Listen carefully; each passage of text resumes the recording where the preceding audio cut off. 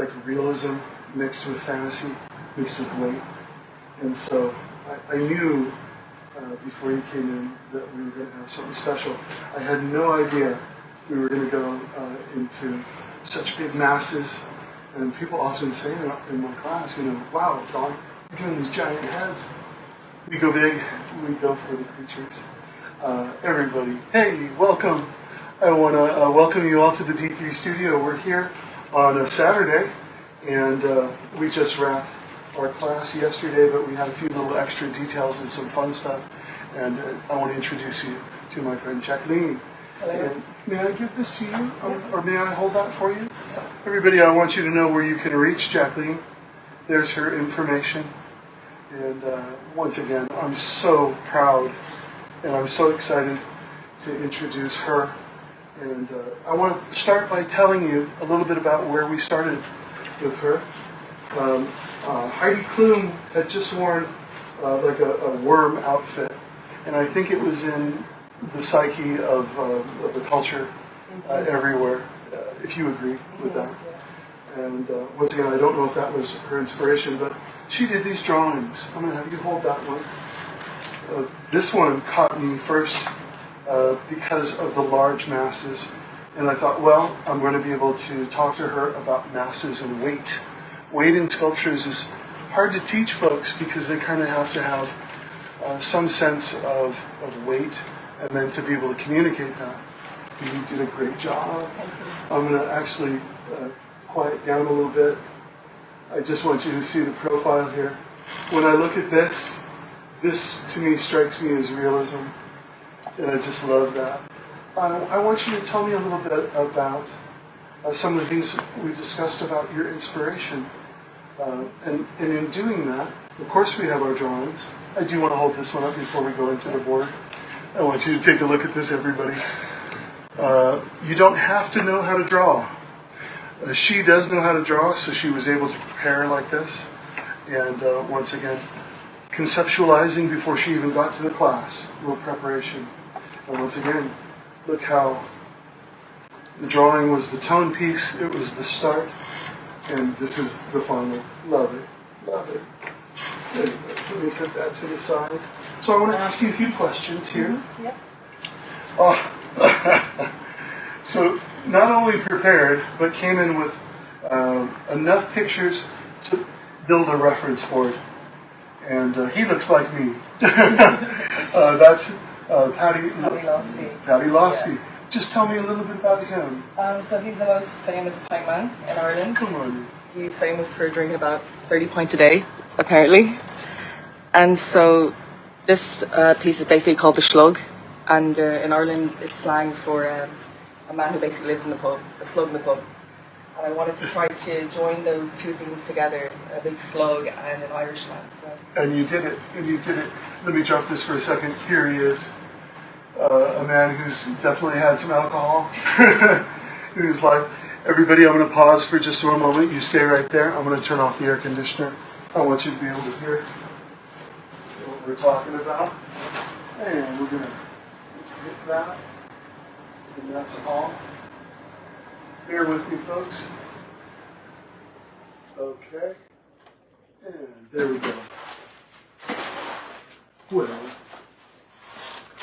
my goodness. Now, where are you from? You're from? I'm from Ireland, Dublin. Yes, yes. And back to him once again. Tell me a little bit more about him, please. Yeah, he's just a funny guy. He's a funny-looking guy. Yeah, he's just infamous for being a pipe man. Yeah. And I really liked his look. Yeah. I liked, there's sort of friendliness in his eyes. There sure is. And just the shape. Absolutely. And it's something I'd see in a pub in Dublin. Yeah. So yeah, and I kind of felt like he had that shape, He sure did. And he's got like a baby face in a way. Yeah. As we get older, sometimes we return to our child selves, but I see a little bit of baby in there. And then I see a little something here that I can kind of relate to. Let's not discuss that. And look at this reference of a nose she brought in. Folks that have had a rich life and have spent some time with drinking, they can kind of get their nose a little activity on the nose. And I love that you brought that. Here for the smile. Did you use him a lot? Did you look at him a lot, or was it him or him? So he was my main guy. I really liked his smile. It's very friendly. He also has a very Irish look to him. Doesn't he though? Yeah, he's Doesn't got the quite thick eyelids, the epicanthic fold, Yes. the smaller lips. But I really wanted to capture like his smile because he looks so happy. Yeah. So yeah, I wanted to capture like as if he's drinking a pint of Guinness, and Yeah. he's happy for that. Yeah, he's happy. He's a little buzzed. And I love that the lip is pulling so taut. And I love that. And I want to show you that she's also used that reference to go ahead and pull this lip, upper lip taut. So you can feel that he's smiling. And then you, of course, see the teeth inside. We see the teeth inside here. I feel like you really took that reference and grabbed it. The thing that keys me into that, see that return there? See that wonderful return? That's a happy laugh line, and she got it. She saw it, understood that it was there. He's got it too, but he's got it even more. I love it. I love it. And his eye bags are uneven. You know, symmetry, everybody, is really overrated. It's certainly important for your foundation when she was coming up and working on the cheekbones and the skull structure. Certainly you want to get your foundation down. She did that, and then she was free to let wrinkles and things malfunction. It's within those lines that go awry that we can sometimes find magic. And well, let's go to a few more of these, and then we're going to talk. We're going to look at the sculpture. These are very interesting to me because part of his aspect was not just a sweet drinking older man, but we had a little bit of the slug or slug. And once again, I looked at this. Oh my gosh. So I knew that Jacqueline was really thinking about textures. So I'm going to reveal something on the back in a little bit that just came on today, really. But she was working so hard to get the old man and the wrinkles and the weight that just in the last few hours here today, she got some really interesting stuff on the back. That's kind of evocative of this. I look at this big texture here, this big tear-up texture, and I love the way that that is so rough and so dramatic, and then here you have something that's more subtle. And so she took a note from that, and we'll discuss that on the sculpture in a moment. And he's just a sweetie pie. He makes me want to go get a drink right now. And look at these guys. Also for some texture, she had that, and that's very similar to me as this stuff. And, once again, you put this stuff in front of you and you let it percolate. You let it be there so that your eyes can bounce from your sculpture over to the reference board. And in that, we're picking up little bits and pieces, right, of things that we can try, like we're trying on shoes. And she went through a lot of variants to be able to get this. And we also did a lot of tool work. I want to talk to you about tools. We have some of them here. Was there any tool that you found really created an effect, or a tool that was a go-to tool that you maybe enjoyed in starting to render? Yeah, I really like the D9 tool. So Yeah. this one here. Yeah.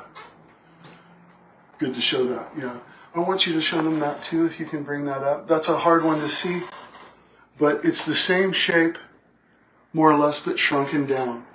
And that was ideal for Jacqueline because she was able to move from thicker line work just by changing the tool to a thinner line and get some of these wonderful details. I'm going to do little quarter turns for us and let you enjoy him. Boy, went crazy with Power of the X, and there's the thing I was talking about.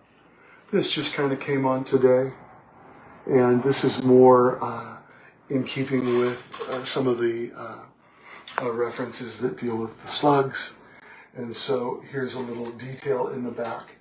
I love that she went for this, and I love that she did it because as she evolved this kind of stipple technique or tooling technique, it seemed like it wanted something of fantasy, something that was more bug-like, something more from the world of slugs. And I think it's really successful. I'm going to roll this all around a couple of times and just let you guys, I'm moving a little too fast. Let's slow it down. I want to let you guys see this guy.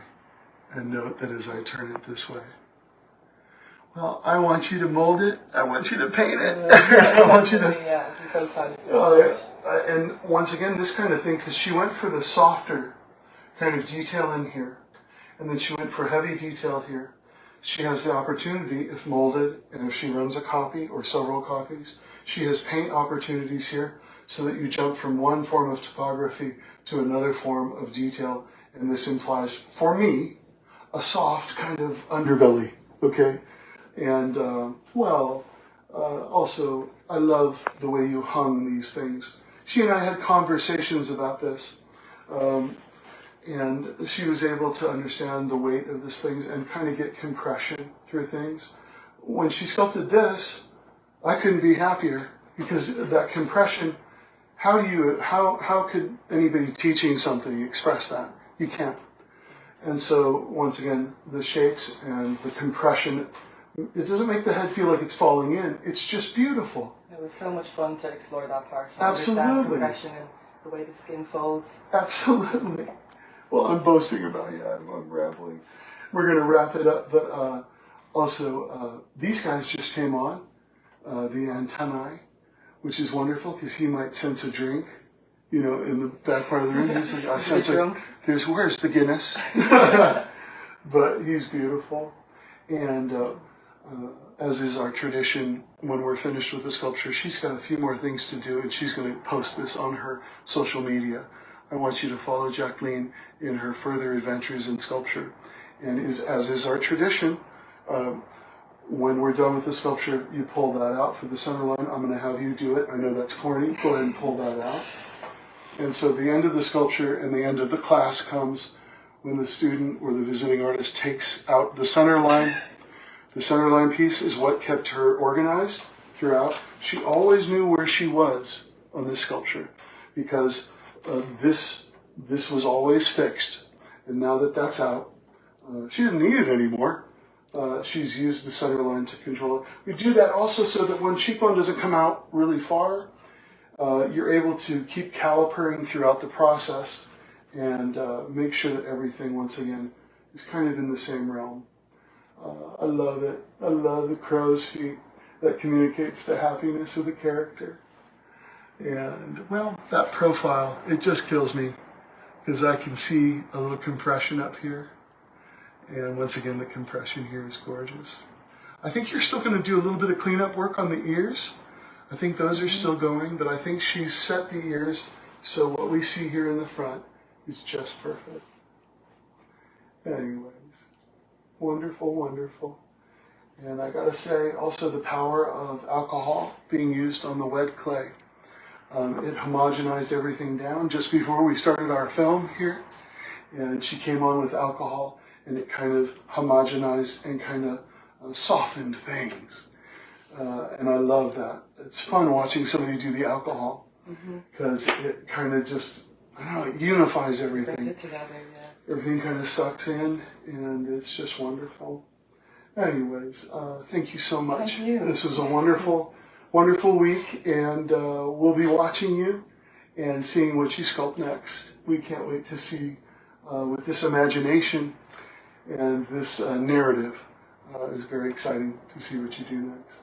I want to thank you, everybody, for stopping in with us. I have a few classes coming up. I want you to look in the description tomorrow morning for some updates on when classes will resume. We're going to shut down for the holidays and take a break and be so thankful for these wonderful days of joyous sculpting, more adventures in modern sculpting. I love it. And thank you so much. And thank you. Thank you.